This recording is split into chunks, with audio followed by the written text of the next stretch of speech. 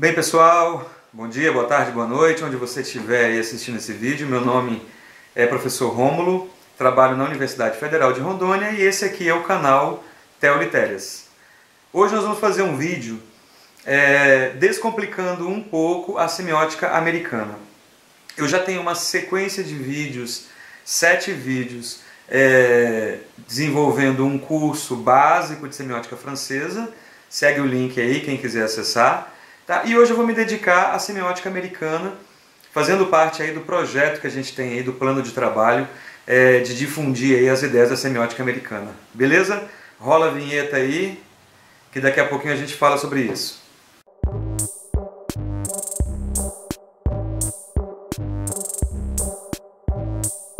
Pessoal, bem, estamos de volta aí. A semiótica americana, ela está estruturada sobre as ideias do filósofo e matemático Charles Sanders Peirce. As ideias dele, elas estão divididas aí em muitos textos, 3.000 páginas de textos, chamado Collect Papers, né? No Brasil, eu conheci a semiótica americana pela Lúcia Santaella, professora da PUC, a quem eu devo bastante conhecimento a respeito da teoria semiótica americana, ok? Feito esse prognóstico aí geral, o que ela pode contribuir, né, com as nossas análises? O que ela pode auxiliar, né? Que metodologia ela pode nos oferecer? Bem, primeiramente ela trabalha com as linguagens verbais e não verbais, artificiais, aquelas linguagens criadas e construídas pelo homem, tá? Ela tem um poder muito importante de análise porque ela é lógico-operacional, então ela trabalha com substituições. Então eu substituo um signo por uma categoria e então eu vou criando categorias. Essas categorias servem para descrever aí os signos e essas categorias elas estão conectadas por meio de uma tricotomia, uma relação sempre de 3, onde você tem a exemplo, né, o ícone, o índice e o símbolo, que é uma tricotomia dentro do signo. Dentro do signo é uma tricotomia.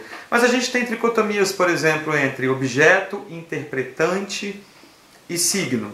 É uma outra tricotomia. Nesse vídeo, nós vamos descomplicar um pouco a questão da primeira tricotomia, que eu acho que é a tricotomia básica, que dá um apoio muito grande para o acadêmico, para o professor, que é a tricotomia do ícone, índice e símbolo, tá?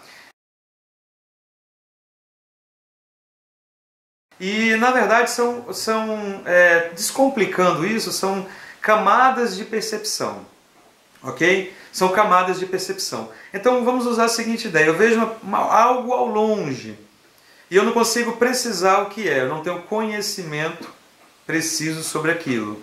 Olhando ao longe, né? Nesse processo cognitivo de entender o que está ao longe.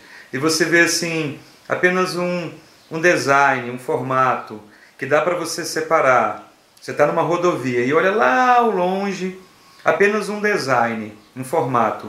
Ou é um carro pequeno, ou é um caminhão, né? E aí você consegue separar, eu estou aqui dirigindo, lá na frente está vindo um carro pequeno. Esses designs a gente já está falando de ícone, tá?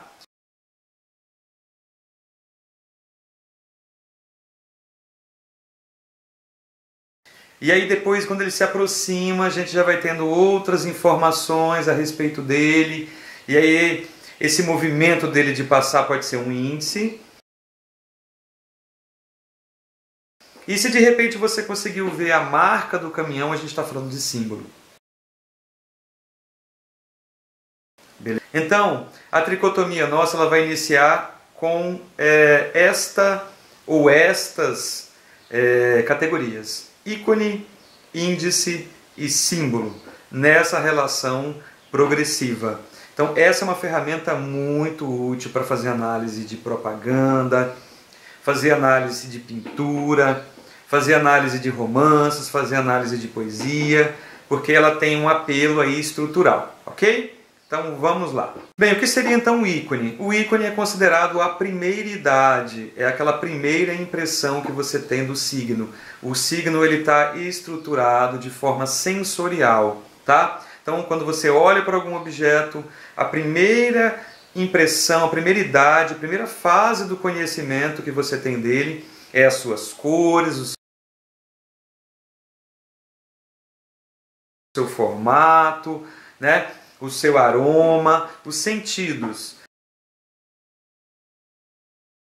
Então, a percepção. Você olha para alguma coisa, você vai ter percepção. Isso nós chamamos de iconicidade, ou questão icônica. Então, as cores, então o aroma, o design, o formato, tá? Então, a beleza. A beleza do primeiro olhar, ela está assentada sobre um conjunto de códigos icônicos que faz você falar, poxa, aquela pessoa é bonita, né? Naquele primeiro momento que você a encontra. Assim como os produtos, né? Você compra lá a pizza em caixa, você olha para a capa da pizza, né? A foto estampada, aquela pizza suculenta, né? Com queijo derretendo e tal, muito recheio, na verdade nem é, né?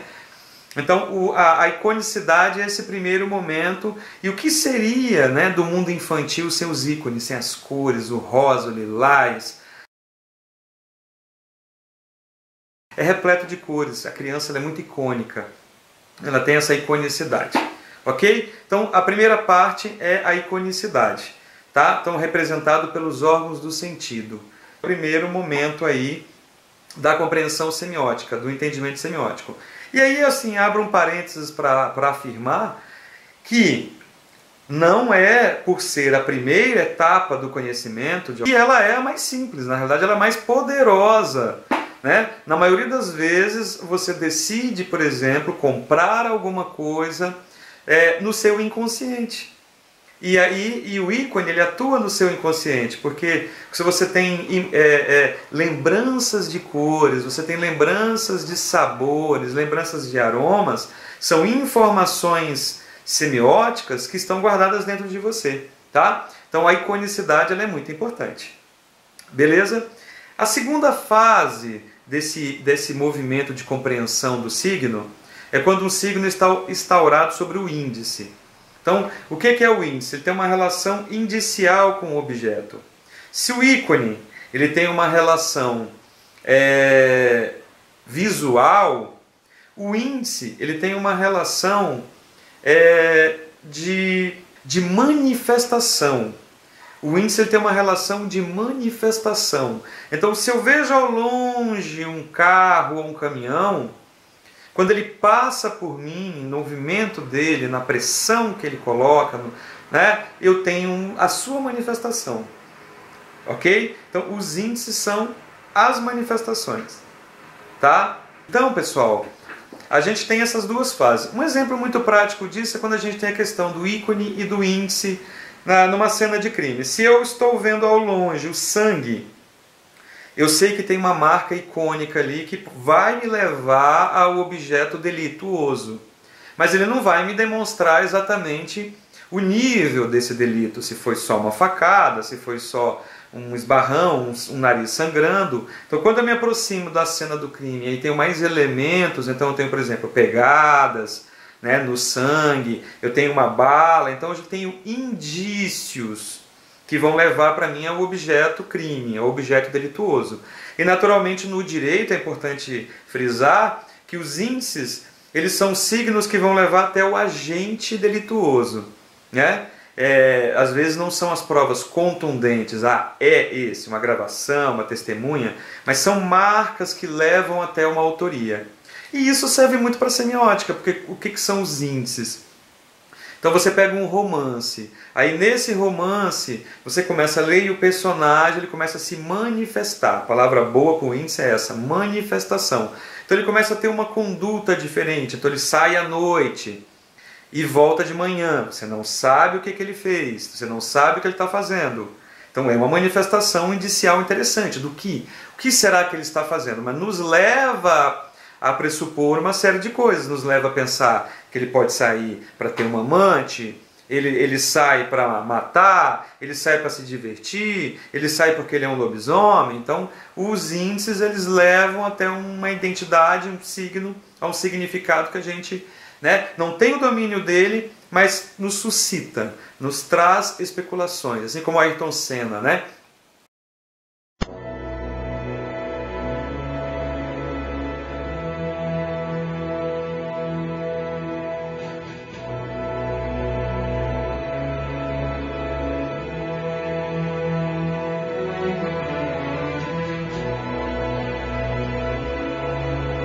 O Ayrton Senna, antes do fatídico acidente, ele sentou e estava com o rosto marcado por certos olhares distantes, certos pensamentos, menções de pensamentos absortos, e tudo isso são indícios que as pessoas usam. Isso são indícios de que ele sabia que ia morrer, né? E isso, bem, para a gente é interessante porque nós da semiótica nós temos que entender as ferramentas, os ícones e os índices, e os símbolos. Por quê? Porque eles vão levar até as especulações, até nós estudarmos os sentidos. E os sentidos eles vêm dessas especulações, dessas possibilidades, dessas interrogações e busca de evidências que nos dê sustentação. E por fim, os símbolos. Os símbolos é a última etapa, é quando os signos eles já são legitimados por um grupo social. Então, você tem as marcas, você tem a cruz, que é um símbolo poderoso, e símbolo todo mundo conhece.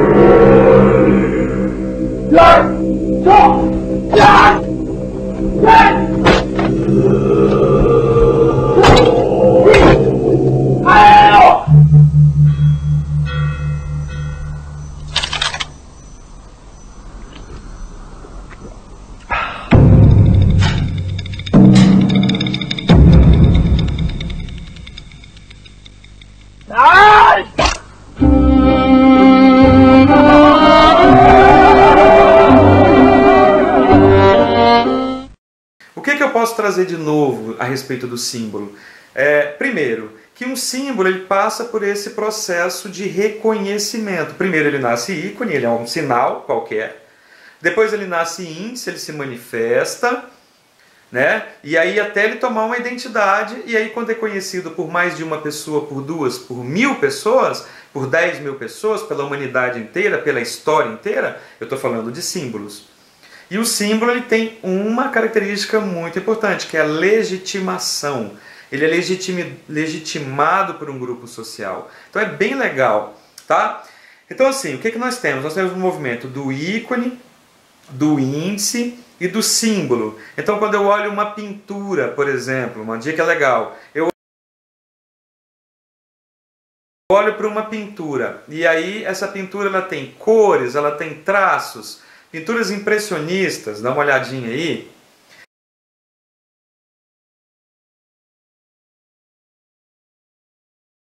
Então você pega a pintura impressionista, ela tem a figura da pessoa, mas ela tem traços sombreados, sombras, jogo de luzes, isso são aspectos icônicos. Essa parte da cor, essa parte do desenho. Por outro lado, quando eu pego a manifestação artística ali dentro, o grito do Munch, né?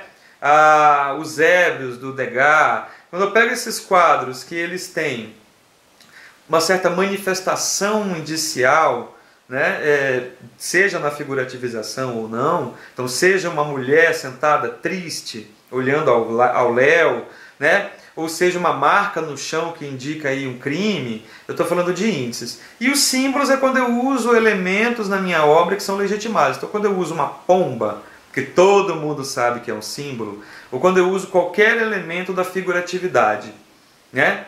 E aí vai uma dica, o abstrato ele não vai até o símbolo. O abstrato ele vai o ícone e o índice. Por quê? Porque ele não traz o símbolo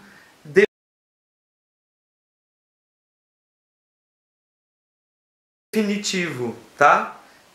Ele simplesmente suscita, ele não tem figurativização, uma figura conhecida, então não é simbólico, ele é pré-simbólico, ele ainda não está no nível já simbólico, ok? Bem, essas aí então são algumas dicas, algumas facilitações para a gente entender esse percurso do ícone, índice e símbolo, que são categorias que a gente deve olhar nas obras artísticas, principalmente nas artes visuais, principalmente nas propagandas, que usa muito isso, né? No cinema, no jornalismo, nas capas de revista,